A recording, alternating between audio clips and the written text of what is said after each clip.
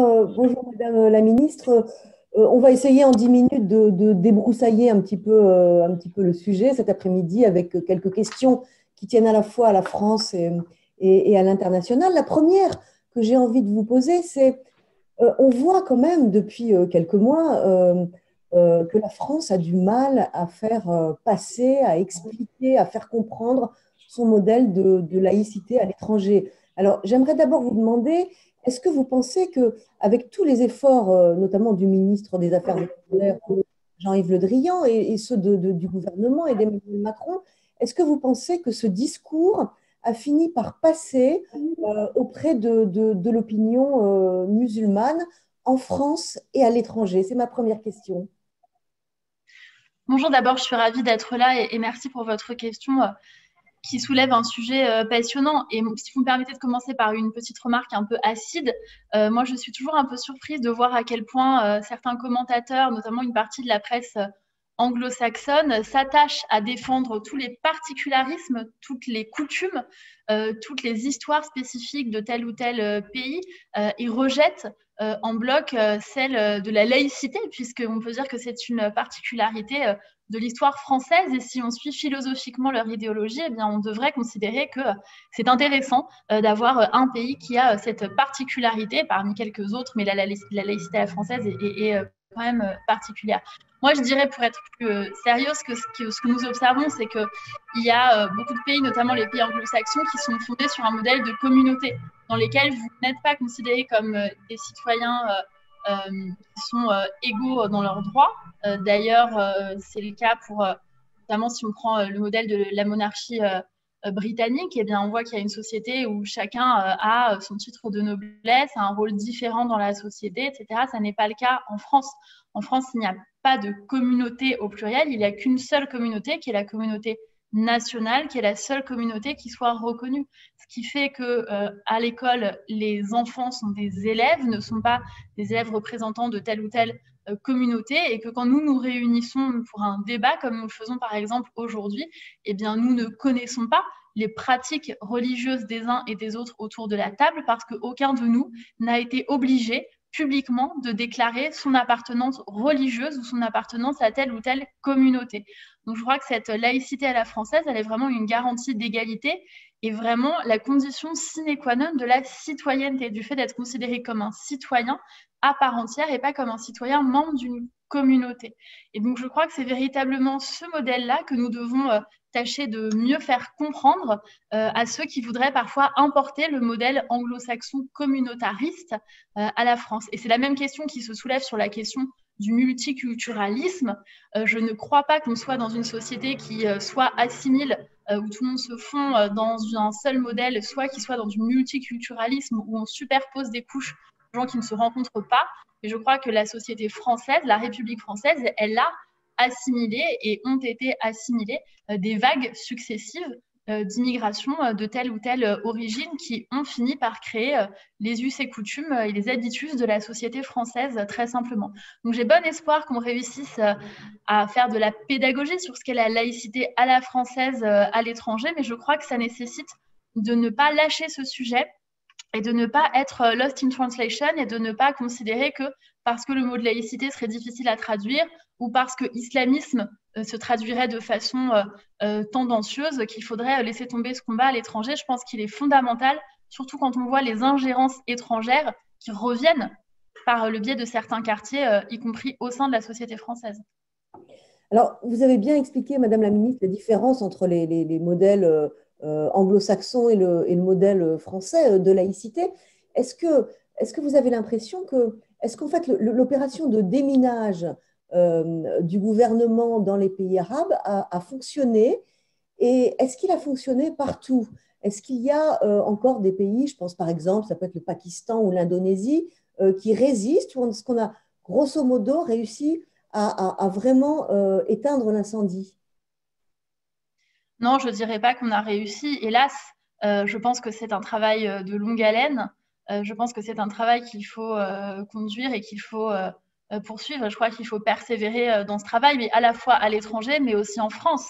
Pardon de le dire, mais quand vous voyez des grands journaux français qui sont des journaux, des quotidiens réputés et qui titrent des choses comme «Le président de la République s'en prend aux associations musulmanes», on voit bien qu'il y a là une énorme confusion et que certains veulent attiser cette confusion entre la lutte contre l'islamisme radical, si on veut être sûr de la traduction, et un combat contre les musulmans qui n'existe pas et qui n'aurait évidemment pas lieu d'être. Mais il y a encore en France des gens qui parlent d'islamophobie, voire l'expression islamophobie d'État, qui a été employée par énormément de commentateurs, de responsables politiques, de journalistes, en créant un climat de défiance vis-à-vis de ce que fait la France sur la base de fausses nouvelles qui ne sont pas vérifiées. Je prends un exemple, le projet de loi pour conforter les principes républicains, qui a été dit projet de loi de séparatisme pendant un moment, ne contient, je le défendais ce matin à l'Assemblée nationale en commission, à aucun moment dans ce projet de loi, vous n'avez ni les mots islam ou les mots musulmans. Ce n'est de toute façon pas possible.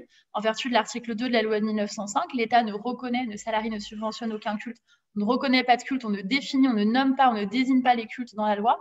Et pourtant, vous avez un certain nombre d'observateurs qui vous disent c'est une loi contre l'islam ou contre les musulmans, alors que ces mots ne figurent même pas dans le projet de loi. Donc je crois qu'il y a une facilité à notre époque de faire circuler les fausses informations, surtout quand elles viennent attester de la thèse qui est défendue par les personnes qui inventent ces fausses informations. Alors, la France est davantage touchée que les autres pays européens, à la fois par le terrorisme et à la fois par la radicalisation islamiste. Alors, je vais simplement vous demander pourquoi. Est-ce que vous avez une réponse ou des éléments de réponse à ces deux questions? Je trouve que c'est un sujet très intéressant d'essayer de comparer ce qui se passe. Et d'ailleurs, quand on a eu des attaques sur le sol français et juste après les attentats terroristes à Vienne, en France, on nous expliquait quasiment que c'était notre faute. Qu'en France, on a Charlie Hebdo, en France, on fait des caricatures, et donc oui, bah, la France provoque. Et on a un petit peu ce discours comme, vous savez, vous l'avez parfois pour des victimes de viol. Quand vous avez une femme qui dit qu'elle est victime de viol, on lui dit, mais est-ce que tu n'as pas provoqué? Pourquoi tu as une jupe? Pourquoi tu as souri? Qu'est-ce que tu fais dans la rue toute seule à minuit, etc., etc. Là, c'était exactement ça, c'était de blâmer les personnes qui sont victimes de ces attentats en disant, mais pourquoi la France? Et d'aller chercher une responsabilité de la France. Il n'y en a pas.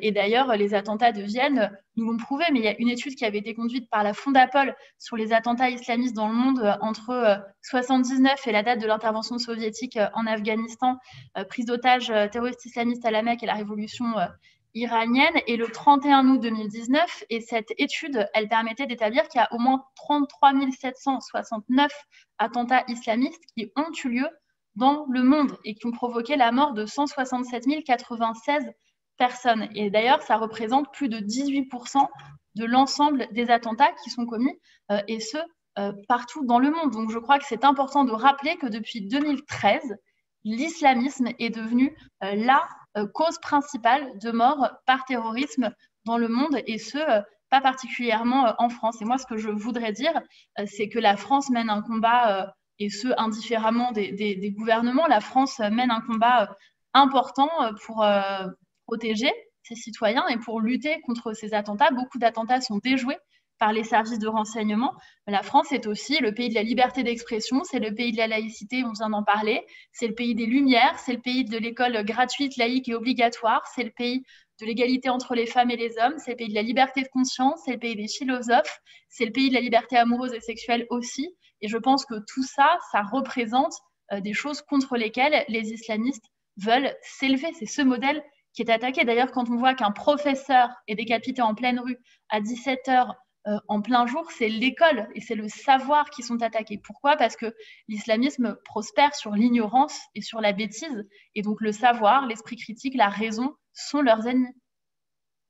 Alors justement, 3 mois après l'horrible assassinat de Samuel Paty, on a parfois l'impression en France que ce drame a été en quelque sorte banalisé. Est-ce que c'est votre opinion? Et plus généralement, qu'est-ce qui a changé depuis l'assassinat de Samuel Paty? Je suis d'accord avec votre constat et c'est pour ça que je rappelle parfois l'horreur de cet attentat. Parce que les mots sont importants et rappeler qu'un professeur, parce qu'il a donné un cours, a été décapité avec une arme blanche par un homme seul manifestement en pleine rue à 17h en France à notre époque, je crois que on a atteint là un niveau de barbarie sans précédent et qui, en tout cas, doit nous interpeller et doit rester à notre esprit. Et j'ajouterai à cela les 3 personnes qui ont été tuées, dont 2 femmes qui étaient en prière à Nice, en train de prier. Et on voit bien que là, c'est la liberté de conscience qui est attaquée par les terroristes.